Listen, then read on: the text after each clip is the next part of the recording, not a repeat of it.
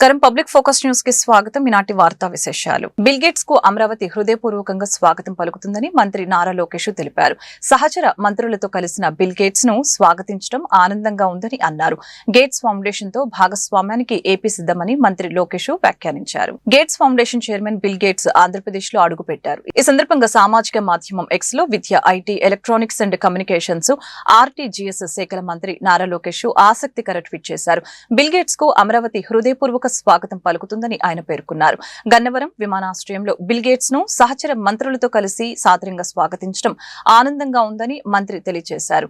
అలాగే gates Foundation chairman Bill gates తో ఆరోగ్యం, వ్యవసాయం, విద్య, సాంకేతిక ఆధారిత పరిపాలన రంగాల్లో భాగస్వాముల్ని మరింత బలోపేతం చేసే అంశాలపై సచివాలయంలో చర్చిస్తున్నట్లు లోకేష్ తెలిపారు.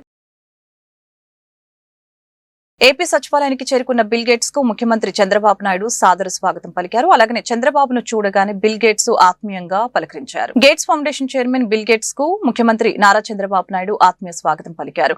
సోమవారం ఏపీ పర్యటనకు వచ్చిన బిల్ గేట్స్ అమరావతిలోని రాష్ట్ర సచివాలయానికి చేరుకున్నారు.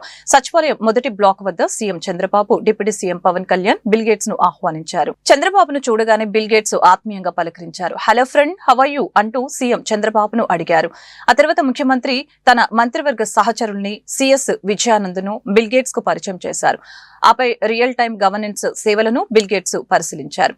ఆపై బిల్ గేట్స్ సహా గేట్స్ ఫౌండేషన్ ప్రతినిధి బృందంతో ముఖ్యమంత్రి, మంత్రులు, వివిధ శాఖల కార్యదర్శులు సమావేశమయ్యారు. ఆంధ్రప్రదేశ్ రాష్ట్రంలో టెక్నాలజీతో అందిస్తున్న పాలన అద్భుతంగా ఉందని gates Foundation chairman Bill gates వ్యాఖ్యానించారు. కుప్పంలో అమలు చేస్తున్న సంజీవని డిజిటల్ హెల్త్ రికార్డుల ప్రాజెక్టు చక్కగా ఉందని కితాబిచ్చారు. దట్స్ వెరీ నైస్ అంటూ గేట్స్ వ్యాఖ్యానించారు. ప్రజల జీవితాల్లో ఆర్టీజీఎస్ మార్పు తెస్తుందని ముఖ్యమంత్రి చంద్రబాబు తెలిపారు. సోమవారం అమరావతిలోని రాష్ట్ర సచివాలయంలో ఉన్న రియల్ టైమ్ గవర్నెన్స్ కేంద్రాన్ని ముఖ్యమంత్రి చంద్రబాబు కలిసి సందర్శించిన బిల్ గేట్స్ అక్కడ డిస్ప్లే వాల్స్ పై ప్రదర్శించిన ప్రెజెంటేషన్ ను తిలకించారు. అలాగే ఆర్టీజీఎస్ నుంచి పాలనలో టెక్నాలజీ వినియోగాన్ని ఆసాంతం పరిశీలించారు. రియల్ టైమ్ గవర్నెన్స్ ద్వారా పౌర సేవల్ని వేగంగా అందిస్తున్న తీరు, ఫలితాలని గేట్స్ కు ముఖ్యమంత్రి చంద్రబాబు నాయుడు వివరించారు. Data lake, ever 2.0, WhatsApp governance, Sanjeevani digital health రికార్డులు, అమరావతి రాజధాని అంశాలపై అధికారులు బిల్ గేట్స్ కు డిస్ప్లే వాల్స్ ద్వారా ప్రెజెంటేషన్ ఇచ్చారు. ఉండవల్లిలోని వ్యవసాయ క్షేత్రాన్ని ముఖ్యమంత్రి చంద్రబాబుతో కలిసి gates Foundation chairman Bill gates సందర్శించారు. అక్కడ ప్రకృతి సాగు ఉత్పత్తులను పరిశీలించారు. రాష్ట్ర వ్యవసాయ రంగంలో అవలంబిస్తున్న ఏఐ సహా ఇతర సాంకేతిక విధానాల గురించి అధికారులు ఈ సందర్భంగా వివరించారు. డ్రోన్ల సాయంతో పంటల్లో చీడ పీడలు నివారిస్తున్న తీరును స్వయంగా పొలంలోకి వెళ్లి గేట్స్ తిలకించారు. అనంతరం అక్కడ రైతులతో బిల్ గేట్స్ ముఖాముఖి చర్చించారు. వ్యవసాయ క్షేత్రానికి చేరుకున్న ముఖ్యమంత్రికి బిల్ గేట్స్ కు మహిళా రైతులు స్వాగతం పలికారు. వారు వండి తీసుకువచ్చిన స్థానిక పంటలను బిల్ గేట్స్ రుచి చూశారు.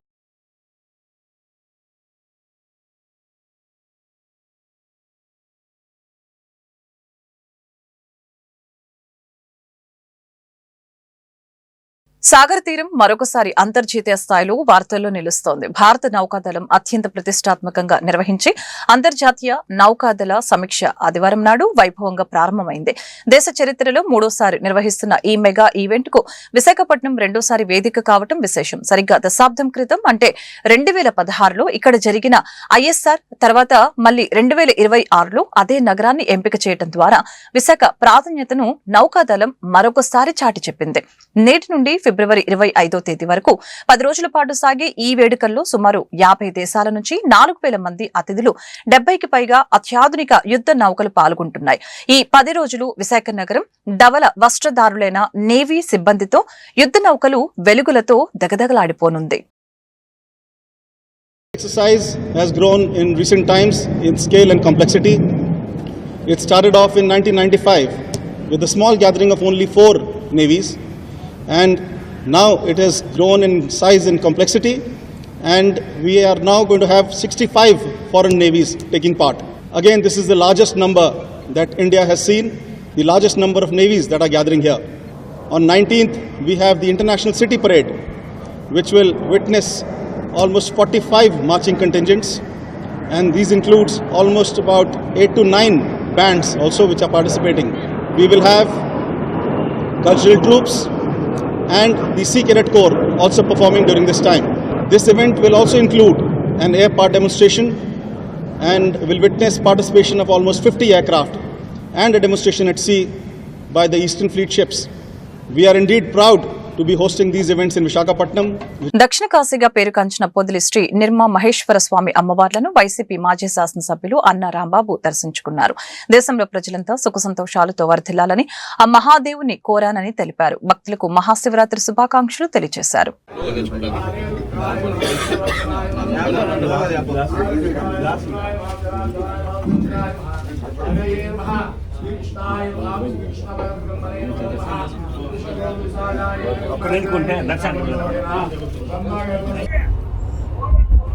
అందరికీ నమస్కారం.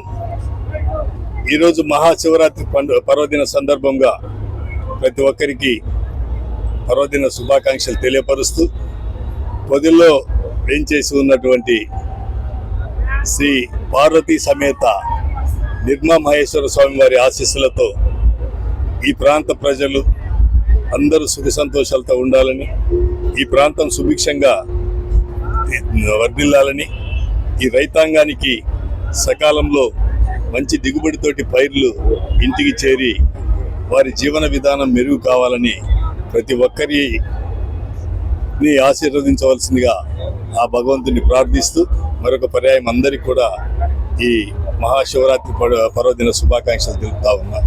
ఓం నమః శివాయ, ఓం నమః శివాయ.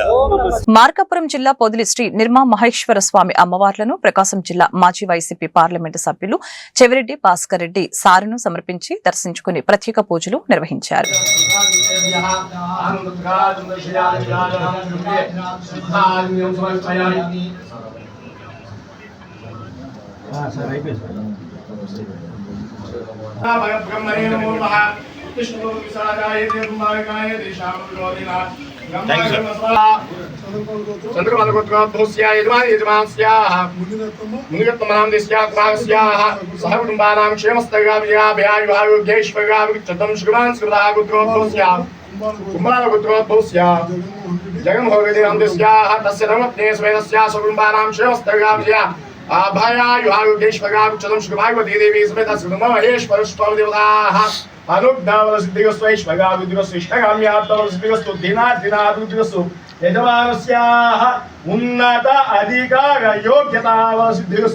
పర్వదినమైన మహాశివరాత్రి రోజున దేవదేవుడైన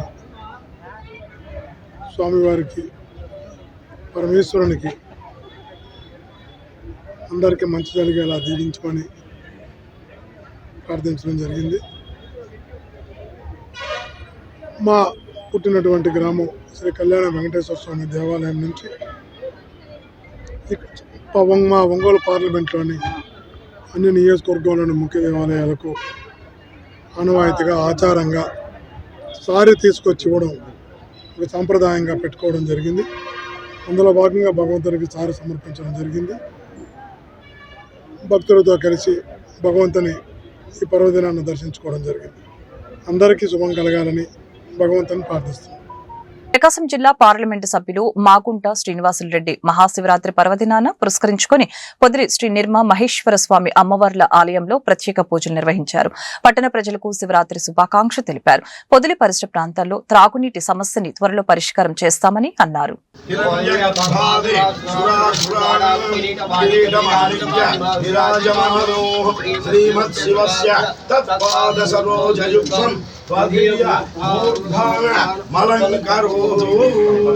పార్వతీదేవి సమేత స్వామి దేవత అనుగ్రహ చెరువుది జనరల్ గా కాంట్రాక్టర్ కూడా ఫైనలైజ్ అయ్యి మాకు ఒకరోజు ఆ కాంట్రాక్టర్ కూడా సీఎం గారి ఇంటిలోనే కనపడి నేను త్వరగా కూడా దాన్ని ప్రారంభం కూడా కంప్లీట్ చేస్తానన్నారు. కొంత ఆలస్యం కూడా జరుగుతున్నట్టు కూడా విన్నాను నేను.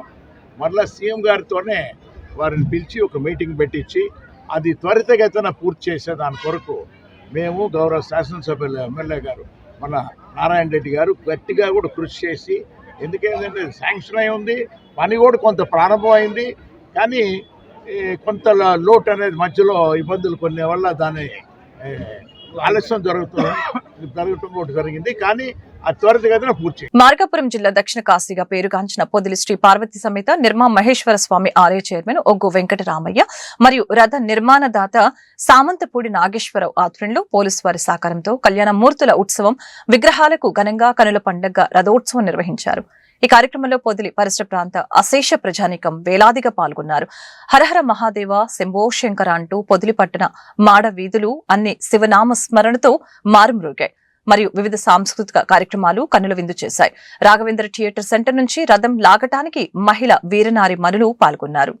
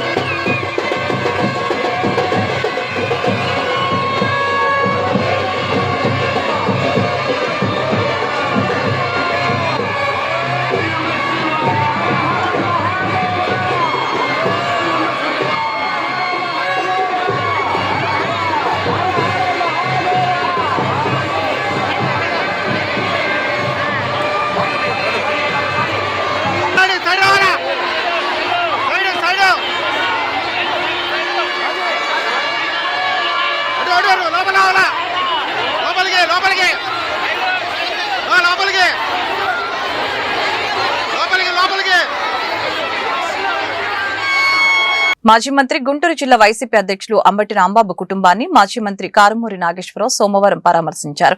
ఈ సందర్భంగా ఆయన మీడియాతో మాట్లాడుతూ అంబటి రాంబాబు కార్యాలయం ఇంటిపై టీడీపీ గూండాలు ప్రదర్శించిన దాష్టికాన్ని తీవ్రంగా ఖండించారు. అంబటి రాంబాబు తాను చేసిన వ్యాఖ్యలకు క్షమాపణ చెప్పినా టీడీపీ నాయకులు ఉద్దేశపూర్వకంగానే దాడి చేశారని మండిపడ్డారు. ఇందుకు తగిన మూల్యం చెల్లించుకోవాల్సి వస్తుందని హెచ్చరించారు. అంబటి రాంబాబుపై అక్రమ కేసులు పెట్టి జైలుకు పంపించడం దుర్మార్గమని ఆక్షేపించారు. చివరికి తిరుపతి లడ్డు ప్రసాదాన్ని రాజకీయం చేయడం మహాపాపమని ధ్వజమెత్తారు. ఏదైతే మీరేసిన సిట్ ఉందో, సిబిఐ ఉందో, సుప్రీంకోర్టుకి అది ఇచ్చారో, ఛార్జ్ షీట్లో కూడా ఇందులో కలిసిందని చెప్పకుండా అందులో జగన్మోహన్ రెడ్డి గారు కానీ, సుబ్బారెడ్డి గారు కానీ, మరి మన భూమన కరుణాకర్ రెడ్డి గారి పేర్లు లేకుండా కూడా ఇవ్వటం, ఆ లడ్డు వచ్చిన విషయంలో ఆ లడ్డు పవిత్రతని మరి ఇంతకుముందు భంగం కల్పించారు. అందులో కొవ్వులు కలిసినాయి, ఆకలిసినాయి అని చెప్పి మీరు చేసింది అందులో ఏమీ కలవలేదనే దాని మీద వైఎస్ఆర్ పార్టీ పిలుపు మేర వెంకటేశ్వర స్వామి గొళ్ళల్లో ప్రతి ఒక్కళ్ళు కూడా వెళ్ళి అక్కడ ఆ స్వామిని వాళ్ళకి మంచి బుద్ధి ప్రసాదించండి, ఇలాంటి బురదేసే వాళ్ళని క్షమించండి అని చెప్పి కోరటానికి రాష్ట్ర వ్యాప్తంగా వెళ్ళే సందర్భంలో మరి అంబటి రాంబాబు గారు ఆ ముందే మీరు ఫ్లెక్సీ పెట్టారు, లడ్డు మాట్లాడుతున్నట్టు, కన్నీరు కారుస్తున్నట్టు. అందులో జగన్మోహన్ రెడ్డి గారు, భూమన కరుణాకర్ రెడ్డి గారు, సుబ్బారెడ్డి గారు ఫోటోలు వేయటం, అది మర్యాదగా అది తీసేయండి, అది మంచి పద్ధతి కాదని చెప్పటం. మీరు పెట్టారు కాబట్టి ఆయన తీసేయచ్చు, లేకపోతే ఆయన కారు ఎక్కిన తర్వాత కురవాళ్ళు కూడా ఎవరైనా పీకేమంటే పీకేయచ్చు.